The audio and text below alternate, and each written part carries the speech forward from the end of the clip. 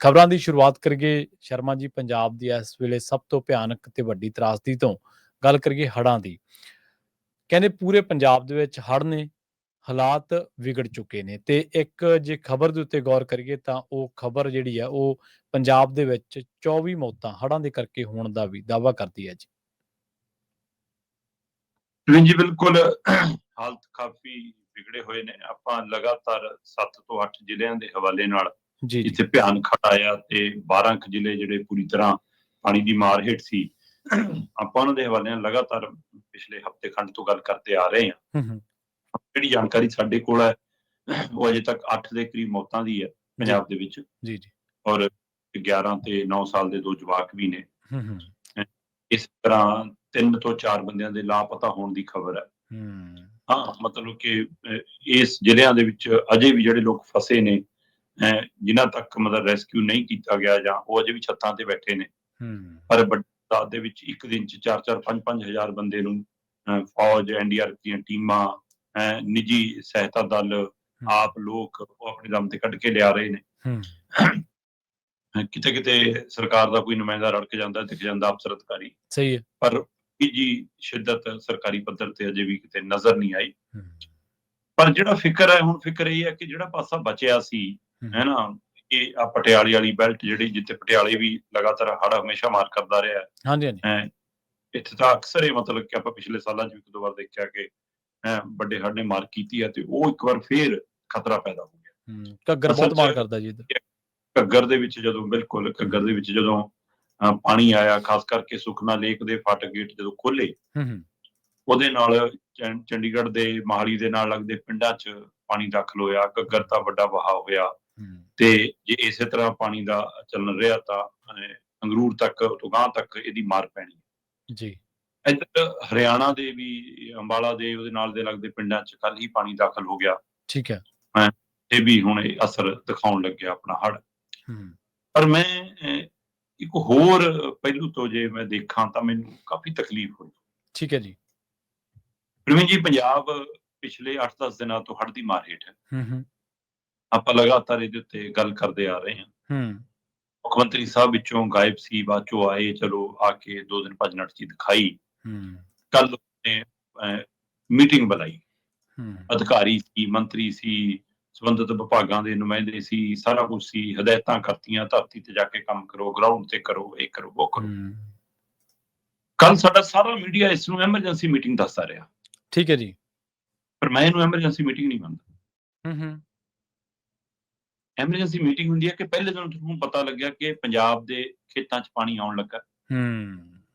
ਤੁਸੀਂ ਮੌਸਮ ਵਿਭਾਗ ਤੋਂ ਜਾ ਜੀ ਅਗਲੇ 24 ਘੰਟੇ, 48 ਘੰਟੇ, 72 ਘੰਟੇ ਮੀਂਹ ਪੈ ਸਕਦਾ ਹੈ, ਪਿੰਡਾਂ 'ਚ ਪਾਣੀ ਵੜ ਸਕਦਾ ਹੈ। ਤੁਹਾਨੂੰ ਪਹਿਲਾਂ ਤੋਂ ਇਤਲਾਹ ਹੋਈ, ਤੁਸੀਂ ਤੁਰੰਤ ਐਮਰਜੈਂਸੀ ਮੀਟਿੰਗ ਬੁਲਾਈ। ਉਹ ਹੁੰਦੀ ਹੈ ਐਮਰਜੈਂਸੀ। ਬਿਲਕੁਲ ਸਹੀ, ਬਿਲਕੁਲ ਸਹੀ। ਜਦੋਂ ਹੁਣ ਪਾਣੀ ਸਿਰਾਂ ਤੋਂ ਲੰਘ ਗਿਆ, ਜਿਹਨੂੰ ਆਪਾਂ ਕਹਿੰਦੇ ਕਿ ਪੁਲਾਂ ਦੇ ਉੱਪਰ ਦੀ ਹੋ ਕੇ ਪਾਣੀ ਜਾ ਰਿਹਾ, ਤੇ ਹੁਣ ਮੀਟਿੰਗਾਂ ਬੁਲਾ ਰਹੇ ਹੋ ਤੇ ਉਹਨੂੰ ਤੁਹਾਡਾ ਤੋਤਾ ਮੀਡੀਆ ਉਸ ਨੂੰ ਐਮਰਜੈਂਸੀ ਮੀਟਿੰਗ ਦੇ ਨਾਲ ਖਬਰ ਚਲਾ ਰਿਹਾ। ਮੁੱਖ ਮੰਤਰੀ ਸਾਹਿਬ ਨੇ ਐਮਰਜੈਂਸੀ, ਤੁਹਾਡੇ ਨਾਲ ਤਾਂ ਲਹਿੰਦੇ ਪੰਜਾਬ ਵਾਲੀ ਮੁੱਖ ਮੰਤਰੀ ਚੰਗੀ ਆ, ਉਹਨੇ ਮੀਟਿੰਗ ਬੁਲਾ ਕੇ ਕਿਹਾ ਕਿ ਬਾਕੀ ਗੱਲਾਂ ਬਾਅਦ ਚੋਂ, ਪਹਿਲਾਂ ਗੁਰੂ ਘਰ ਚੋਂ ਪਾਣੀ ਕਢਾਓ। ਸਹੀ। ਚਲੋ, ਪਰ ਜਿਹੜਾ ਮੈਂ ਦੁੱਖ ਦੀ ਗੱਲ ਕਰਦਾ ਕਿ ਮੈਨੂੰ ਇੱਕ ਹੋਰ ਪੱਖ ਤੋਂ ਦੇਖਦਿਆਂ ਦੁੱਖ ਹੋਇਆ। ਹਰਿਆਣਾ 'ਚ ਕੱਲ ਪਾਣੀ ਆਇਆ ਜੀ, ਅੰਬਾਲਾ ਖੇਤਰ, ਉਹਦੇ ਨੇੜਲੇ ਪਿੰਡ, ਉਹ ਵੀ ਸਾਡੇ ਹੀ ਭੈਣ ਭਰਾ ਨੇ, ਸਾਡੇ ਹੀ ਜੀ ਨੇ, ਉਹਨਾਂ ਨੂੰ ਵੀ ਨਹੀਂ ਬਚਾਉਣਾ ਸਰਕਾਰਾਂ ਦੀ ਜ਼ਿੰਮੇਵਾਰੀ। ਅੱਜ ਇਸ ਮੌਕੇ ਜਦੋਂ ਮੰਨ ਲਓ ਆਪਾਂ ਖਬਰ ਦੇਖੀਏ ਤੇ ਪਾਣੀ ਦੀ ਖਬਰ ਆਵੇ ਤੇ ਘੰਟੇ ਬਾਅਦ ਹੀ ਖਬਰ ਅਪਡੇਟ ਹੋ ਕੇ ਆਵੇ ਕਿ NDRF ਦੀਆਂ ਟੀਮਾਂ ਪਹੁੰਚ ਗਈਆਂ। ਫਿਰ ਤਾਂ ਦੁੱਖ ਹੁੰਦਾ ਹੀ ਹੈ। ਪੰਜਾਬ 'ਚ ਆਉਣ ਨੂੰ ਤੁਹਾਨੂੰ 5 ਦਿਨ ਲੱਗਦੇ ਆ, 6 ਦਿਨ ਲੱਗਦੇ ਆ। ਬਿਲਕੁਲ ਸਹੀ ਹੈ। ਉੱਥੇ 5 ਘੰਟੇ ਵੀ ਨਹੀਂ ਲੱਗਦੇ। ਕੀ ਇਹ ਕੋਈ ਕੀ ਫਿਰ ਮੈਂ ਇਹ ਮੰਨਾਂ ਕਿ ਕੁਦਰਤੀ ਤਾਂ ਛੱਡੋ, ਇਹ ਮਨੁੱਖੀ ਕੁਤਾਈ ਵੀ ਨਹੀਂ, ਮਨੁੱਖੀ ਸਾਜ਼ਿਸ਼ ਹੈ। ਸਹੀ ਹੈ। ਤੇ ਜਿਹੜੇ 1988 ਦੇ ਹੜ੍ਹਾਂ ਨੂੰ ਇਹ ਪ੍ਰਗਟਾਉਂਦੇ ਰਹੇ ਕਿ ਵੀ ਜਾਣ ਬੁੱਝ ਕੇ ਇੱਕ ਤਰੀਕਾਕਾਰ ਨਾਲ ਪੰਜਾਬ ਛੱਡ ਲਿਆਂਦੇ ਗਏ, ਕਿ ਉਹ ਤਰੀਕਾਕਾਰ ਹੁਣ ਵੀ ਪੰਜਾਬ ਤੋਂ ਬਦਲਾ ਲੈਣ ਦੀ ਕਵਾਇਦ ਹੈ ਕੋਈ, ਕਿ ਡੈਮਾਂ ਵੱਲੋਂ ਛੱਡਿਆ ਗਿਆ ਪਾਣੀ ਸ਼ਾਸਨ, ਫਿਰ ਇਹ ਮੰਨੀਏ ਕਿ ਇਕੱਠਾ ਠੀਕ ਹੈ, ਪਾਣੀ ਆਉਂਦਾ ਹੈ, ਉੱਪਰੋਂ ਡੈਮ ਭਰਦੇ ਨੇ ਤਾਂ ਉਹਨੂੰ ਸਮੇਂ-ਸਮੇਂ ਰਿਲੀਜ਼ ਕੀਤਾ ਜਾ ਸਕਦਾ। ਆਪਾਂ ਇਹ ਗੱਲ ਲਗਾਤਾਰ ਕਰਦੇ ਰਹੇ, ਬਿਲਕੁਲ। ਪਰ ਇਸ ਤਰੀਕਾਕਾਰ ਨੂੰ ਕਿਉਂ ਨਹੀਂ? ਹੋਰ ਛੱਡੋ, ਇਹ ਤੋਂ ਗਾਂਹ ਥੋੜਾ ਜਿਹਾ ਅੰਬਾਲਾ ਟੱਪੋ, ਸੋਨੀਪਤ ਪਾਣੀਪਤ ਟੱਪੋ ਤੇ ਦਿੱਲੀ ਪਹੁੰਚੋ। ਹੂੰ ਪ੍ਰਵੀਨ ਜੀ, ਇੱਕ ਵੀ ਮੈਨੂੰ ਨੈਸ਼ਨਲ ਲੀਡਰ ਦਾ ਹੂੰ ਕੋਈ ਪੰਜਾਬ ਦੇ ਹੜ੍ਹ ਨੂੰ ਲੈ ਕੇ ਮੈਨੂੰ ਬਿਆਨ ਨਹੀਂ ਅਜੇ ਦਿਖਿਆ। ਜੀ ਮੈਨੂੰ ਕੋਈ ਫਿਕਰ, ਕੋਈ ਅਫਸੋਸ, ਹੂੰ ਕੋਈ ਰਾਹਤ ਦੀ ਦੋ ਬੋਲ ਮੈਨੂੰ ਨਹੀਂ ਕਿਤੇ ਸੁਣਾਈ ਦਿੱਤੇ। ਹੂੰ ਰਾਸ਼ਟਰੀ ਮੀਡੀਆ ਡੋਡਾ ਦੇ ਵਿੱਚ, ਜਿਹੜਾ ਜੰਮੂ ਕਸ਼ਮੀਰ ਦੇ ਵਿੱਚ ਮਾਤਾ ਵੈਸ਼ਨੋ ਦੇਵੀ ਦੇ ਜਾਂਦੇ ਹੋਏ ਰਸਤੇ 'ਚ ਪਹਾੜ ਗਰਕਣ ਕਰਕੇ ਸ਼ਰਧਾਲੂ ਦਬੇ, ਉਹਦੀ ਖਬਰ ਮੈਨੂੰ ਦਿਖੀ। ਹਾਂਜੀ ਹਿਮਾਚਲ ਬੱਦਲ ਫਟਣ ਦੀ ਖਬਰ ਮੈਨੂੰ ਦਿਖੀ ਹੂੰ ਨੈਸ਼ਨਲ ਮੀਡੀਆ, ਰਾਸ਼ਟਰੀ ਮੀਡੀਆ ਸਾਡੇ, ਜੀ ਹੈ ਨਾ। ਤੇ ਮੈਨੂੰ ਉੱਤਰਾਖੰਡ ਦੇ ਵਿੱਚ ਆ ਰਹੇ ਮੀਂਹ ਕਾਰਨ ਮਚ ਰਹੇ ਤਬਾਹੀ ਦੇ ਖਬਰਾਂ ਦਿਖੀਆਂ। ਹੂੰ ਪੰਜਾਬ ਦੀ ਇੱਕਾ ਦੁੱਕਾ ਕਿਤੇ ਪੱਟੀ ਚੱਲਦੀ ਦਿਖੀ, ਮੈਨੂੰ ਖਬਰ ਨਹੀਂ ਦਿਖੀ। ਖਬਰ ਨਹੀਂ ਦੀ, ਬਿਲਕੁਲ ਸਹੀ ਹੈ। ਹੂੰ ਠੀਕ ਹੈ, ਥੋੜੀਆਂ ਇੱਕ ਘੰਟੇ 'ਚ 100 ਬੁਲੇਟਿਨ, 100 ਖਬਰਾਂ, ਹੈ ਨਾ, ਉਹ ਤੇਜ਼ ਫਲਾਣਾ ਖਬਰ, ਉਹਦੇ ਵਿੱਚ ਤੁਸੀਂ ਦੋ ਦਿਖਾਏ ਹੋਣ ਸੀਨ ਜੇ ਕਿ ਪੰਜਾਬ में भी ਪਾਣੀ ਜੇ ਉਹ, ਹੈ ਨਾ, ਫੌਜ ਲੱਗੀ ਹੈ ਸੰਭਾਲਣੇ ਜੀ, ਉਹ ਠੀਕ ਹੈ।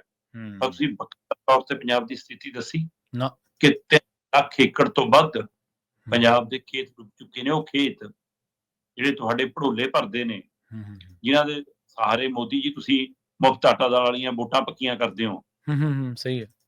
ਉਹ ਦਿਖਾਇਆ ਕਿਸੇ ਨੇ? ਤੁਸੀਂ ਦਿਖਾਇਆ ਕਿ ਪੰਜਾਬ ਦੇ 800 ਤੋਂ ਵੱਧ ਪਿੰਡ ਹੁਣ ਪਾਣੀ ਦੀ ਮਾਰ ਹੇਠ ਨੇ। 7-7 ਫੁੱਟ ਪਿੰਡਾਂ 'ਚ ਪਾਣੀ ਖੜਾ, ਹੁਸੈਨੀ ਵਾਲਾ ਡੁੱਬਿਆ, ਸਹੀ ਸਹੀ ਬਿਲਕੁਲ ਗੁਰੂ ਘਰਾਂ ਖੜਿਆ, ਹੈ ਨਾ, ਲੋਕ ਛੱਤਾਂ ਤੇ ਬੈਠੇ ਨੇ। ਦਿਖਾਈ ਕੋਈ ਖਬਰ?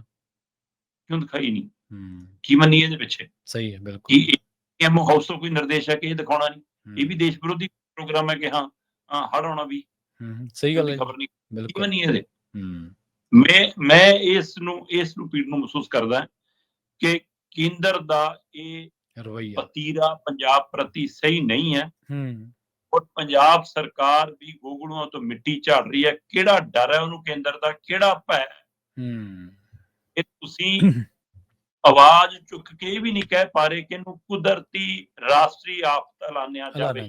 ਬਿਲਕੁਲ ਸਹੀ ਹੈ। ਤੁਸੀਂ ਐਮਰਜੈਂਸੀ ਦੇ ਨਾਂ ਤੇ ਮੀਟਿੰਗ ਤਾਂ ਕਰਦੇ ਹੋ, ਪਰ ਇੱਕ ਬੋਲ ਨਹੀਂ ਇਹਦੇ ਬਾਰੇ ਕਹਿੰਦੇ। ਸਹੀ ਗੱਲ। ਪ੍ਰਤਾਪ ਬਾਜਵਾ ਜੀ ਬੜੇ ਟਾਇਰਾਂ ਟਰੈਕਟਰ ਲੈ ਕੇ ਫਿਰਦੇ ਹੋ, ਤੁਸੀਂ ਕੋਈ ਆਵਾਜ਼ ਚੁੱਕੀ ਇਹਦੇ ਲਈ? ਜੇ ਕੱਲ ਤੁਹਾਨੂੰ ਪਤਾ ਲੱਗਿਆ ਸੀ ਐਮਰਜੈਂਸੀ ਮੀਟਿੰਗ ਹੈ, ਤੁਸੀਂ ਵੀ ਆ ਕੇ ਬੂਹਾ ਪਾਉਂਦੇ। ਸਹੀ ਹੈ ਬਿਲਕੁਲ। ਭਾਈ ਮੈਂ ਵੀ ਗੱਲ ਕਰਨੀ ਆ ਕਿ ਇਹਨੂੰ ਰਾਸ਼ਟਰੀ ਆਫਤ ਐਲਾਨੋ, ਕਿਉਂ ਨਹੀਂ ਬੋਲਦੇ? ਨਹੀਂ ਬੋਲਦੇ, ਬਿਲਕੁਲ ਨਹੀਂ। ਸੋ ਇਸ ਲਈ ਇਹਦੇ ਵਿੱਚੋਂ ਹੁਣ ਜਿਹੜਾ ਆਪਾਂ ਕਹਿੰਦੇ ਨਾ ਕਿ ਜੇ ਪਾਣੀ ਉਤਰੂਗਾ ਤਾਂ ਮੁਸਕ ਮਾਰੂਗੀ, ਮੈਨੂੰ ਪਹਿਲਾਂ ਹੀ ਸਿਆਸੀ ਮੁਸਕ ਆ ਰਹੀ ਹੈ ਜੀ। ਬਿਲਕੁਲ। ਸ਼ਰਮਾ ਜੀ ਸਿਆਣੇ ਕਹਿੰਦੇ ਆ ਵੀ ਜੇ ਕੁਝ ਹੋ ਰਿਹਾ ਤੁਹਾਡੇ ਲੋਕਾਂ ਦੇ ਵਿਰੁੱਧ ਤੇ ਤੁਸੀਂ ਬੋਲਦੇ ਨਹੀਂ ਤਾਂ ਚੁੱਪ ਤੁਹਾਡੀ ਸਹਿਮਤੀ ਗਿਣੀ ਜਾਂਦੀ ਹੈ। ਚੁੱਪ ਕਰਕੇ ਤੁਸੀਂ ਉਸ ਜ਼ੁਲਮ ਦੇ ਪਾਸੇ ਭੁਗਤ ਜਾਂਦੇ ਆ। ਜੇਕਰ ਤੁਸੀਂ ਆਵਾਜ਼ ਬੁਲੰਦ ਕਰਦੇ ਤਾਂ ਜ਼ਾਹਰਾ ਜੀ ਗੱਲ ਸੀ ਵੀ ਤੁਸੀਂ ਲੋਕਾਂ ਦੀ ਗੱਲ ਕਰਦੇ, ਤੇ ਜੇ ਉਹਨਾਂ ਦੀ ਕਰਦੇ ਤਾਂ ਜ਼ਾਹਰਾ ਜੀ ਗੱਲ ਸੀ ਤੁਹਾਡਾ ਪਰਦਾਫਾਸ਼ ਹੋ ਜਾਣਾ ਸੀ। ਪਰ ਚੁੱਪ ਰਹਿ ਕੇ ਤੁਸੀਂ ਕਹਿਣਾ ਵੀ ਜੋ ਹੁੰਦਾ ਹੋ ਜਾਣ ਦਿਓ। ਰਾਜਪਾਲ ਦੇ ਨਾਲ ਕੋਈ ਤੂੰ ਮੈਂ ਹੋ ਗਈ ਉਦੋਂ ਤੱਕ ਕਿ ਮੈਂ 3 ਕਰੋੜ ਲੋਕਾਂ ਦਾ ਮੁੱਖ ਮੰਤਰੀ, ਤੇ ਜਦੋਂ 3 ਕਰੋੜ ਲੋਕਾਂ ਨੂੰ ਲੋੜ ਪਵੇ ਉਦੋਂ ਮੁੱਖ ਮੰਤਰੀ ਸਾਹਿਬ ਕਿਤੇ ਦਿੱਲੀ ਨਾਲ ਜਾਂ ਕੋਈ ਰਾਬਤਾ ਕਾਇਮ ਕਰਦੇ, ਸੰਵਿਧਾਨਕ ਤੌਰ ਤੇ ਕੋਈ ਹੋਰ ਰਾਹ ਪੁੱਟਦੇ, ਕੋਈ ਕਦਮ ਚੁੱਕਦੇ, ਕੋਈ ਬਿਆਨ ਦਿੰਦੇ, ਨਜ਼ਰ ਹੀ ਨਹੀਂ ਆਉਂਦੇ ਕਿਤੇ।